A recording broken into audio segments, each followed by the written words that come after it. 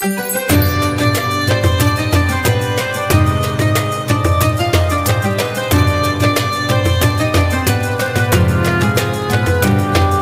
Tuhan. Allahus Somad. Allah tempat untuk meminta. Jadi as-somad, as-somad itu artinya meminta. Lam yalid, dan dia tidak beranak. Walam yulad, dan dia tidak diberanak. Walam yakun, dan tidak ada baginya kufuwan ahad, setara satupun. Tidak ada satupun baginya yang setara padanya.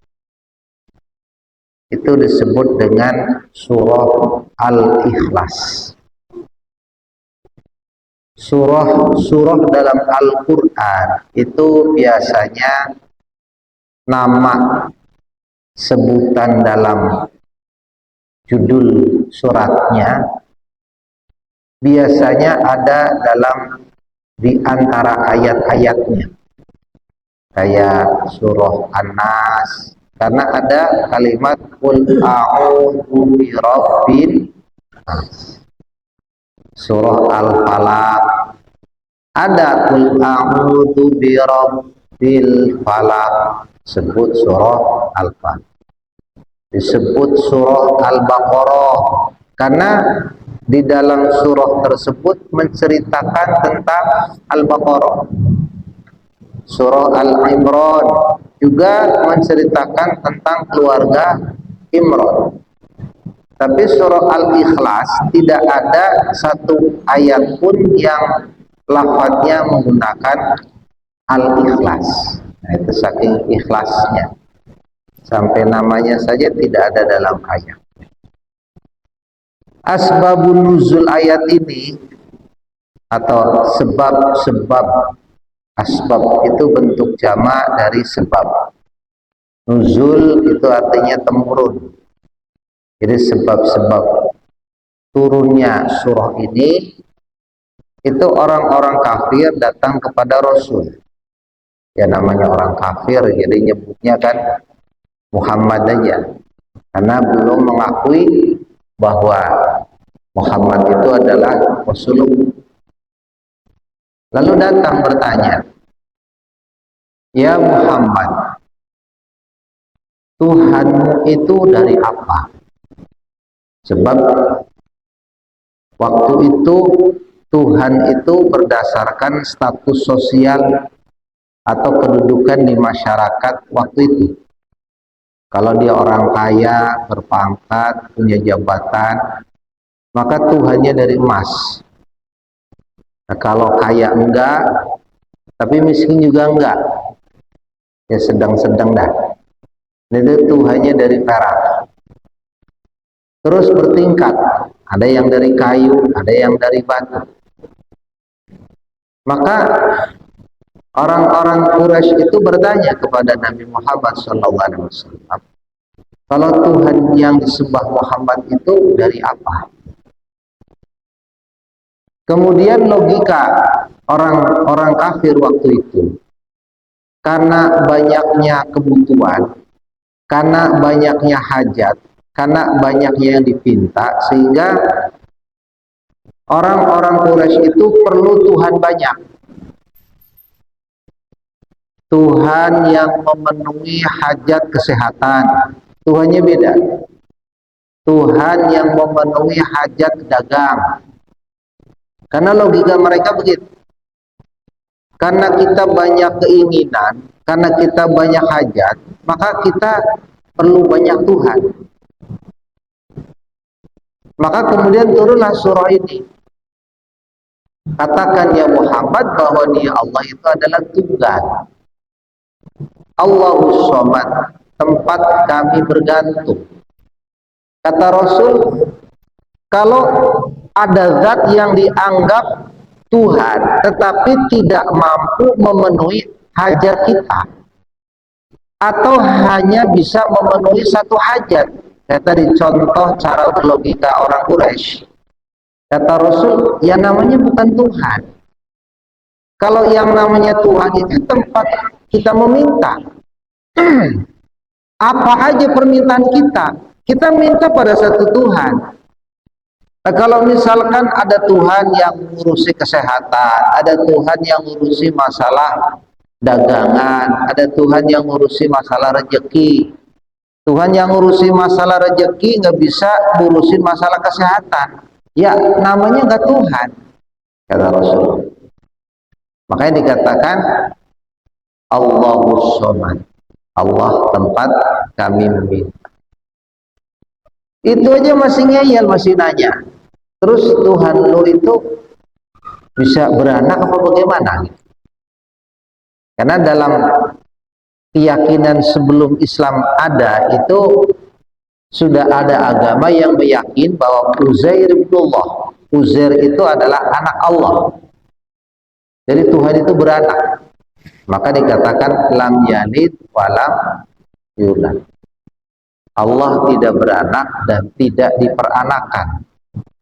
Kadang ada juga binatang yang nggak beranak, tapi begitu diperanakan jadi beranak. Ada yang repot kalau misalkan Allah beranak atau Allah bisa diperanakan. Wah, repot. Jangankan ngaku anak Tuhan ya, ngaku anak Rasul aja bisa suci ya, apalagi ngaku anak Tuhan. Maka cara yang dibangun untuk logika pada saat itu bahwa Tuhan yang menjadikan sesembahan umat manusia itu adalah Tuhan yang segala-galanya, sehingga Tuhan itu ya wajib tunggal. Ahad di sini artinya tunggal, bukan satu. Kalau satu ada dua, kalau ada dua berarti ada tiga, seterusnya. Makanya ahad di sini artinya tunggal. Karena inti dasar ajaran Islam itu adalah mengesahkan Allah atau meniadakan Tuhan selain Allah. Sehingga Al-Quran yang jumlah ayatnya menurut ulama ahli ilmu tafsir itu ada 6.666 ayat. Intinya satu, alla ilaha illallah, ay la na'budu illallah. Tidak ada yang wajib disembah kecuali Allah. Walaupun kemudian ulama ahli ilmu tafsir membagi ayat yang 6.666 ayat ini menjadi tiga klasifikasi. Sepertiga ayat menjelaskan tentang syariat. Syariat itu seperti tata cara sholat, zakat, puasa, haji, bagaimana kita bersosialisasi, seperti dagang, sewa menyewa, utang piutang, pinjam meminjam, itu namanya syariat.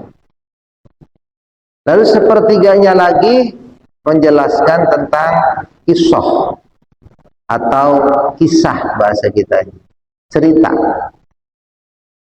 Sebab tidak sedikit Rasul itu ketika dakwah atau ketika menyampaikan kepada umat manusia, hasil yang didapat itu sesuai dengan harapan. Satu contoh ketika di Taif, baginda Rasulullah SAW bukan saja ditolak, bahkan dianiaya, dilemparin batu, dilemparin kotoran, dicaci, dimaki. Sehingga walaupun bagaimana Rasul juga manusia, ada kalanya merasa sakit hati, merasa kecewa, merasa galau. Maka ketika baginda Rasulullah SAW sedih, galau, datang malaikat Jibril menceritakan kisah-kisah di masa lalu. Maka ketika Rasul itu bersembunyi di kebun anggur, ya, yang ternyata pemilik kebun anggur itu agamanya adalah agama yang disampaikan oleh Nabi Yunus bin Matta. Karena ketika Nabi Muhammad SAW disuguhi anggur, kemudian ketika mau makan baca Bismillahirrahmanirrahim. Itu tukang kebunnya bertanya, min aina anta? Ente dari mana? Kok bacaan sebelum makannya kok sama dengan bacaan yang ketika aku mau makan? Lalu baginda Rasul bertanya, emang engkau bisa bacaan seperti ini dari mana? Nah, berceritalah tukang kebun tadi bahwa saya adalah umat Nabi Yunus bin Matta. Maka begitu diceritakan atau disampaikan bahwa dia itu adalah agamanya, agama yang dibawa oleh Nabi Yunus bin Matta, Rasul bercerita bahwa Nabi Yunus ini adalah satu contoh Rasul yang saking dia sudah nggak tahan atas kelakuan umatnya sehingga dia berusaha meninggalkan. Itu bisa sama persis yang diceritakan Rasul itu dengan yang didapat informasi dari si tukang kebun tadi. Karena cerita-cerita seperti itu, kisah-kisah seperti itu yang dibawa oleh malaikat Jibril. Cerita tentang ada nabi yang mimpi 11 bintang, matahari dan rembulan sujud kepadanya, Nabi Yusuf alaihissalam. Jadi tahu. Jadi intinya ya satu juga, baik itu kisah ataupun syariat, intinya satu, tauhid, mengajak kepada manusia untuk menyembah Allah, tidak ada Tuhan selain Allah. Makanya amalan ini, Bapak hadirin sekalian, itu sempat baginda Rasul itu pesankan kepada Sayyidah Aisyah. Jadi Rasul itu punya istri namanya Sayyidah Aisyah.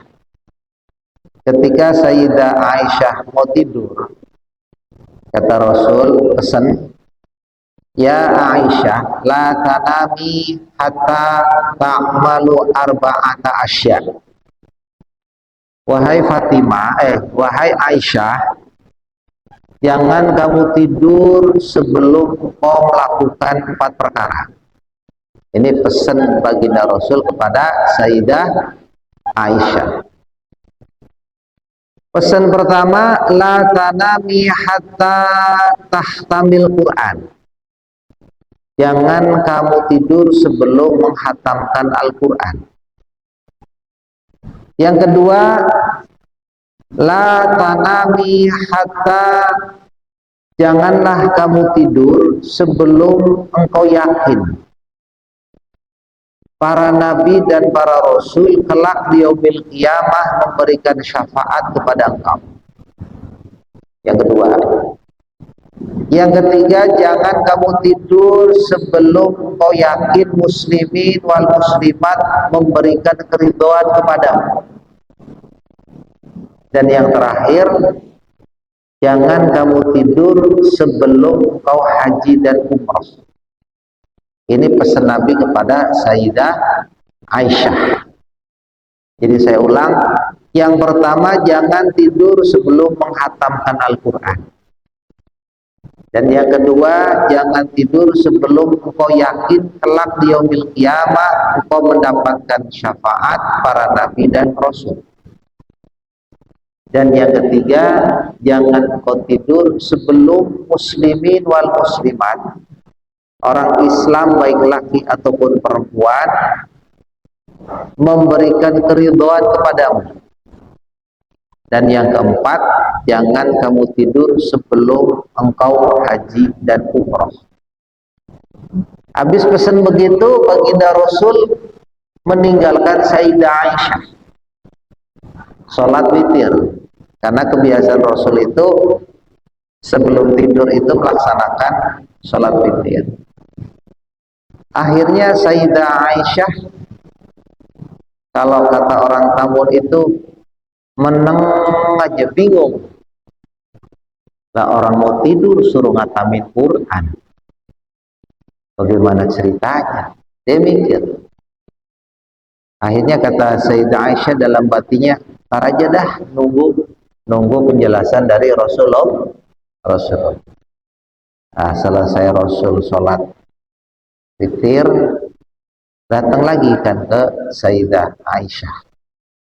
Ya Rasulullah, an urida an adha asya. Apa yang kamu maksud? Aku nggak boleh tidur. Jangan aku tidur sebelum melaksanakan 4 perkara. Jadi ditanyakan lagi itu sama Sayyidah Aisyah. Jangan tidur sebelum menghatamkan Al-Quran. Jangan tidur sebelum kita yakin kelak di yaumil qiyamah akan mendapatkan syafaat para nabi dan rasul. Jangan tidur sebelum kita mendapatkan keridhaan orang Islam, baik laki ataupun perempuan, baik yang hidup ataupun yang meninggal. Yang ketiga. Dan yang keempat, jangan tidur sebelum haji dan umrah. Fatabassama Rasulullah sallallahu alaihi wasallam. Rasul ditanya begitu tersenyum. Lalu dijelaskan oleh Rasul. Man qara'a suratul Ikhlas salasa marrah. Siapa orang baca surah Al-Ikhlas 3 kali sebelum tidur, itu pahalanya sama seperti menghatamkan Al-Qur'an. Jadi sebelum kita tidur, ya maksudnya itu kan kepada Sayyidah Aisyah. Sayyidah Aisyah itu berarti buat kita juga pahalanya sama. Jangan tidur sebelum kita baca surah Al-Ikhlas 3 kali. Karena baca surah Al-Ikhlas 3 kali pahalanya sama seperti menghatamkan Al-Qur'an. Sanggup Pak? Sanggup enggak? Baca Al-Ikhlas 3 kali. Insya Allah. Yang kedua, jangan kau tidur sebelum kau yakin mendapatkan syafaat kelak di yaumil qiyamah dari nabi dan para rasul. Maka bacalah sholawat. Cuman sholawatnya ditambah dengan wa jami'il anbiya'i wal mursalin. Allahumma sholli ala sayyidina Muhammad wa ala ali sayyidina Muhammad wa jami'il anbiya'i wal mursalin. Anbiya itu jamak para nabi. Mursalin itu bentuk jamak rasul. Jadi jami'il anbiya itu artinya semua para nabi dan semua para rasul. Asalnya Allahumma sholli ala sayyidina jami'il anbiya'i wal mursalin. Cuma disingkat. Jadi tidak baca Allahumma lagi. Allahumma-nya di depan. Allahumma sholli ala sayyidina Muhammad wa ala ali sayyidina Muhammad wa jami'il anbiya'i wal mursalin. Baca 3 kali. Maka kelak di yaumil qiyamah jika engkau istiqomah membaca sholawat yang tadi aku ajarkan kata Rasul, akan mendapatkan syafaat. Syafaat di sini artinya pertolongan.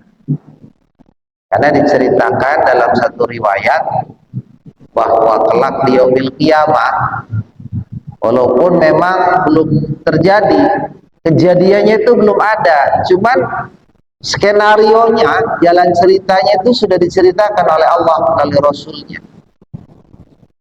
Ketika yang namanya Yaumul Ba'ats atau hari kebangkitan, manusia semua dibangkitkan dari alam kubur. Itu proses kedua setelah Yaumil Qiyamah, setelah hari kiamat. Qiyam itu artinya kan kebangkitan. Itu kan manusia dikumpulkan dalam satu tempat yang namanya padang mahsyar. Di padang mahsyar itu hampir umat manusia pada saat itu mengalami kebingungan, sehingga harus berbuat apa dia nggak tahu. Ya kecuali tadi orang-orang yang di dunianya sudah pernah menuntut ilmu, yang pernah tahu bagaimana jalan ceritanya nanti.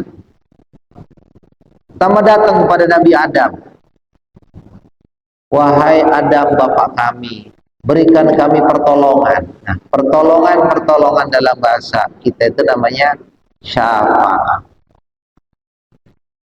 Nabi Adam gak sanggup. Jangankan memberikan pertolongan untukmu, memberikan pertolongan kepada diriku sendiri untuk mempertanggungjawabkan dulu pernah melanggar apa yang telah Allah tentukan kepada aku dan istriku untuk tidak mendekati pohon yang terlarang. Itu aku tidak tahu pasti apakah aku sanggup apa enggak. Nabi Adam gak sanggup. Maka kata Nabi Adam, coba kamu datang kepada Nabi Nuh. Maka umat berbondong-bondong datang kepada Nabi Nuh alaihissalam. Ternyata Nabi Nuh pun sama. Jangankan untuk memberikan pertolongan kepadamu, aku pun sedang sibuk. Apakah dosaku atas perilaku anakku yang namanya Kan'an, apakah bisa diampuni oleh Allah? Nabi Nuh nyerah. Lalu datang kepada Nabi Ibrahim. Nabi Ibrahim pun sama, datang kepada Nabi Musa. Nabi Musa pun sama, datang kepada Nabi Isa. Terakhir kepada baginda Rasulullah sallallahu alaihi wasallam. Nah, orang yang bersolawat sebelum tidur, Allahumma sholli ala sayyidina Muhammad wa ala ali sayyidina Muhammad wa jami'il anbiya'i wal mursalin, maka kelak di yaumil qiyamah akan mendapatkan syafaat dari para nabi dan para rasul. Itu pesan baginda kepada Sayyidah Aisyah yang kedua. Nah, pesan yang ketiga, jangan kamu tidur sebelum engkau yakin kaum muslimin wal muslimat, baik itu yang hidup ataupun yang meninggal, akan merasa ridho dengan engkau. Maka mohonkan ampunan atas mereka. Baca istighfar, astaghfirullahaladzim li walidayya wali jami'il muslimina wal muslimat wal mu'minina wal mu'minat al ahya'i minhum wal amwat. Kayak kita mau tahlil itu, Pak. Cuman kalau tahlil kan ada walahunya. Astaghfirullahaladzim li walidayya walahum, ya. Kadang ada walaha walahu walahum, atau walahu walahu walaha walahu, ya. Padahal dengan walahu pun lahanya, lahunya udah ke bawah. Tapi udah tradisi di kita itu kalau yang dikirimin doa, yang ditahlilin itu laki-laki, pakainya walahu. Kalau yang meninggal itu perempuan, berarti walaha. Jadi kalau tulisannya banyak, akhirnya lahu, laha, lahum. Padahal sebetulnya lahum pun sudah masuk semua. Astaghfirullahaladzim li walidayya walahum, itu udah masuk semua sebetulnya. Tapi ya gak salah juga gitu. Sama di tradisi kita itu, kalau ila hadratin Nabi Mustafa, kemudian ketika khususon ila ruhi abana, sebut bapak-bapak, sebut ibu-ibu, nama orang tuanya, ya. Padahal kalaupun gak disebut pun insya Allah sampai. Itu mah biar kagak ngantuk aja, suruh nyebut, ya. Jadi kalau ada ustadz yang gak nyuruh nyebut, jangan nyalain. Sebab dengan kita password ila abana, itu udah nyambung dengan sendirinya tanpa kita nyebut orang tua kita, itu udah masuk. Jadi istighfar yang dibaca sebelum tidur sama seperti istighfar ketika kita mau tahlil, cuman tidak mengucap lahum ataupun lahu atau laha. Astaghfirullahaladzim li wali walidayya wali jami'il muslimina wal muslimat wal mu'minina wal mu'minat al ahya'i minhum wal amwat. Ahya itu artinya hidup, asal kata dari hayaun, nah bentuk jamaknya ahya. Amwat itu bentuk jamak daripada maut. Mautnya Arab, lain mautnya sudah. Hari mautnya sudah rada panjangan mautnya. Maut, ba'dal mautnya. Bahasa Arab, bahasa kitanya mati. Amwat itu bentuk jamak daripada maut. Maut itu artinya mati. Jadi mati itu bahasa Arab sebetulnya.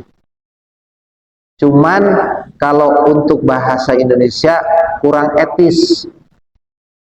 Innalillahi misalnya telah mati. Wah, agak pantas ya. Ini sesuaikan.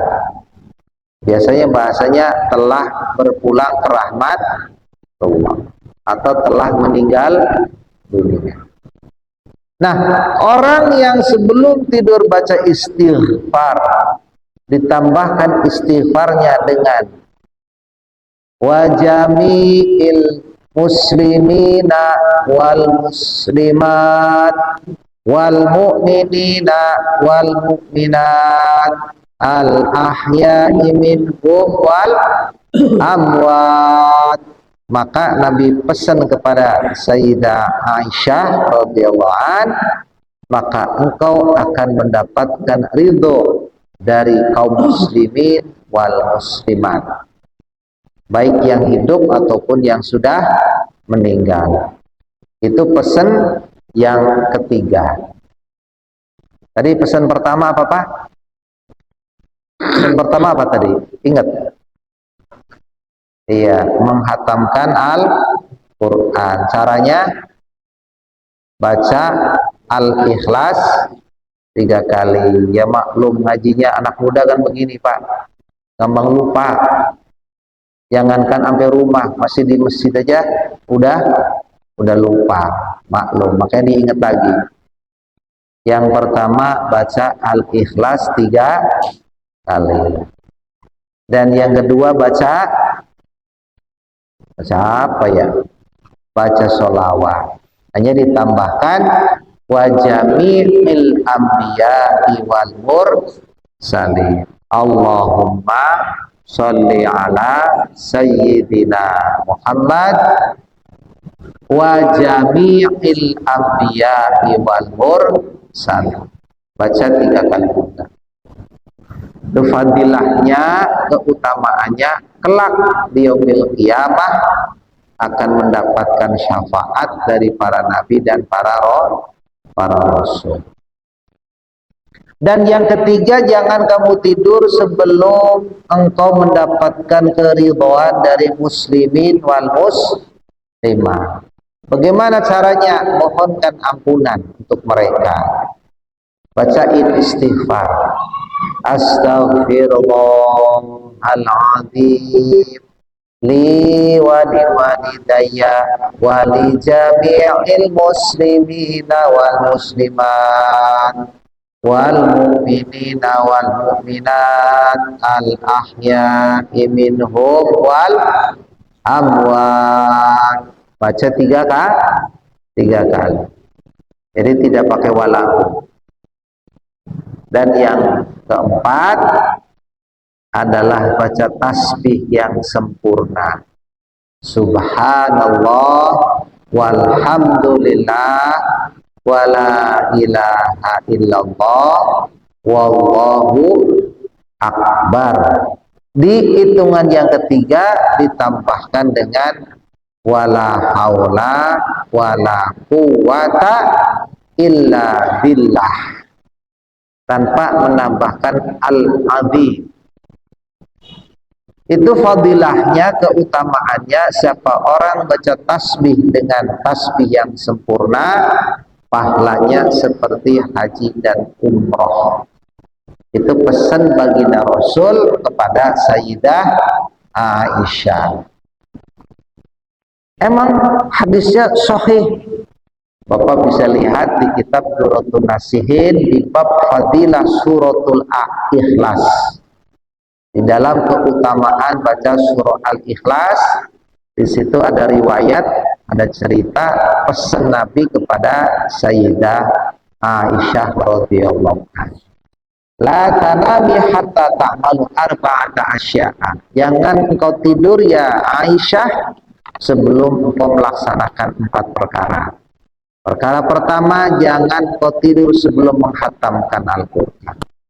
Yang kedua, jangan kamu tidur sebelum engkau yakin mendapatkan syafaat dari para nabi dan rasul kelak di yaumil qiyamah. Dan yang ketiga, jangan kamu tidur sebelum engkau mendapatkan ridho dari muslimin wal muslimat.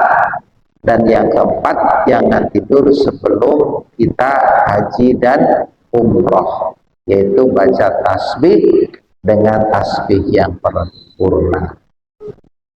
Adapun dalam satu riwayat, Rasul pun pernah berpesan kepada Sayyidah Fatimah, putri Rasul. Jadi kalau misalkan ada satu riwayat juga, di situ diceritakan di istighfarnya beda. Kalau yang dipesankan oleh Rasul kepada Sayyidah Fatimah, jangan kamu tidur sebelum kau yakin muslimin wal muslimat memberikan ridho kepadamu. Maka istighfarnya itu bukan astaghfirullahaladzim li wali walidayya wali jami'il muslimina wal muslimat wal mu'minina wal mu'minat, tapi istighfarnya astaghfirullahaladzim alladzi la ilaha illa huwal hayyul qayyum wa atubu ilaihi. Nah, itu beda periwayatan aja, tapi intinya sama, memintakan ampunan atau minta ampun kepada Allah, kepada diri kita dan untuk muslimin wal muslimah.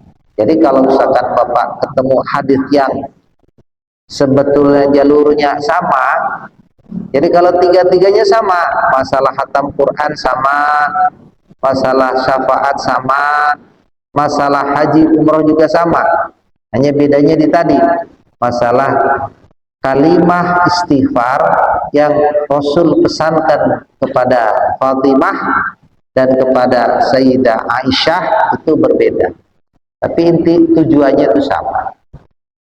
Jadi kefiahnya atau tata caranya, sebelum Bapak mau tidur, sebelum mau membaca ini amalan 4 perkara tadi, jangan lupa baca doa mau tidur dulu.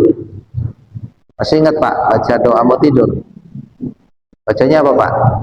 Allahumma barik lana. Itu mau makan ya? Bismikallahumma ahya wa bismika amut. Iya. Kali kalau mau tidur bacanya Allahumma bariklah kita razak. Nah, kata saya tanya, lah gua mau dimakan ini. Khawatirnya ya ada pesan satu lagi itu tetap ada pesan yang kata kamu tidur itu yang tadi seperti itu. Iya. Terus tambah satu lagi itu kalau bisa tuh baca surah Al-Mulk. Baca surah. Oh.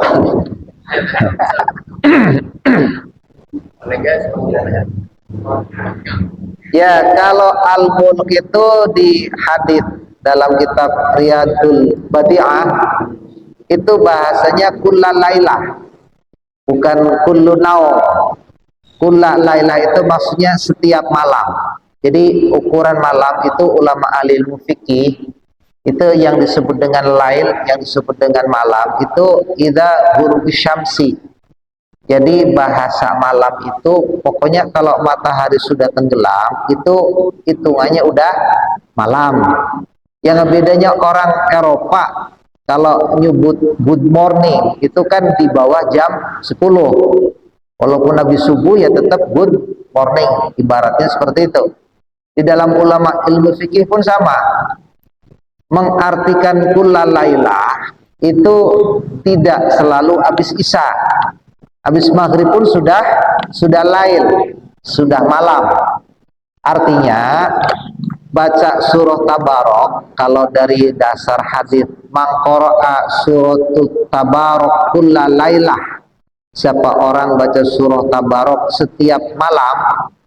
Nah, malam di sini mulai dari matahari tenggelam, habis maghrib. Habis maghrib nggak sempat, habis isya. Habis isya nggak sempat jam 12. Jam 12 nggak sempat jam 3. Jam 3 nggak sempat jam 4. Ya. Tapi kalau masalah mau tidur, kalau misalkan kita mau tidur baca surah Tabarok, belum sempat baca udah ngorok. Ya boleh-boleh saja, sah-sah saja. Jadi yang ringan-ringan. Kalau Al-Ikhlas kan ringan.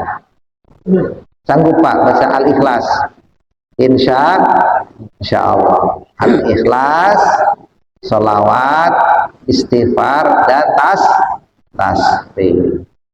Dan insya Allah orang yang mengamalkan amalan-amalan ini tuh ngimpinya nggak pernah jelek. Apalagi mohon maaf yang banyak utang ini. Ntar ngimpinya dikejar-kejar ular ya. Tapi dengan fadilah amalan-amalan ini insya Allah ngimpinya terhindar dari hal-hal yang buruk. Demikian yang bisa saya sampaikan, semoga bermanfaat. Sebelum tutup doa, silakan barangkali masih ada yang belum paham.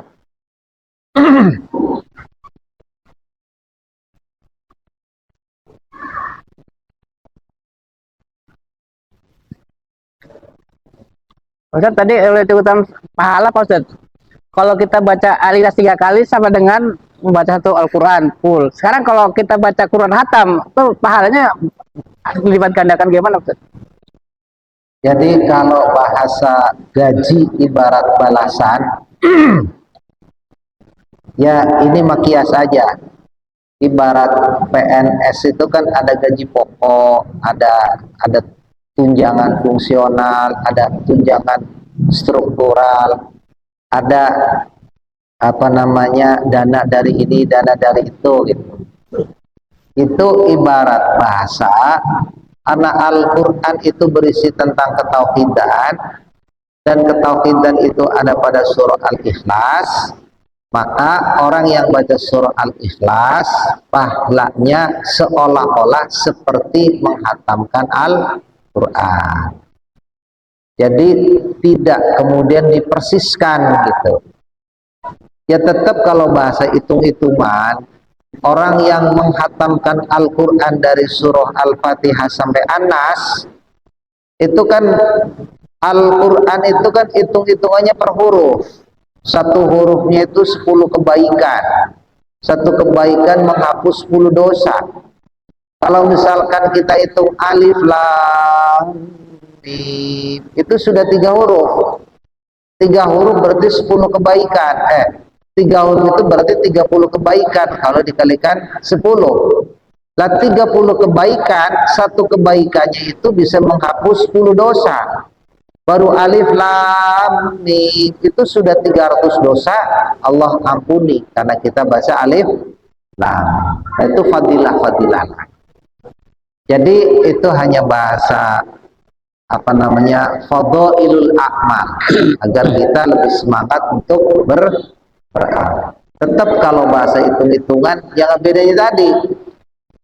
Haji umroh itu biayanya nggak sedikit. Jangankan haji, umroh saja sekarang minimal 35 juta. Belum di sana harus melaksanakan rukun. Masa kalah dengan bahasa baca tasbih tiga kali? Itu hanya seolah-olah atau pahalanya seperti, ya bahasa seperti itu berarti tidak hanya untuk penyemangat. Baik, kita tutup dengan doa. Semoga Allah selalu berikan ilmu yang bermanfaat di dunia wal akhirah. Allahumma shalli ala sayyidina wa habibina syafiina wa karimina wa ghaffirina wa maulana Muhammad wa barik wa sallim radhiyallahu ta'ala an kulli sahabati rasulillahi ajma'in. Alhamdulillahi rabbil alamin. Allahumma anfa'na bima 'allamtana wa 'allimna ma yanfa'una wa zidna ilma. Allahumma arinal haqqa haqqan warzuqna ittiba'ah wa arinal batila batila warzuqna istinabah. Rabbana atina fid dunya hasanah wa fil akhirati hasanah wa qina adzabannar. Wassallallahu ala sayyidina Muhammad wa ala alihi wa sahbihi wasallam. Subhana rabbika rabbil izzati amma yasifun wa salamun alal mursalin walhamdulillahi rabbil alamin. Assalamualaikum warahmatullahi wabarakatuh. Demikian tadi sekalian dengan apa yang telah dan dapat kita mengumpulkan saja. Wassalamualaikum warahmatullahi wabarakatuh.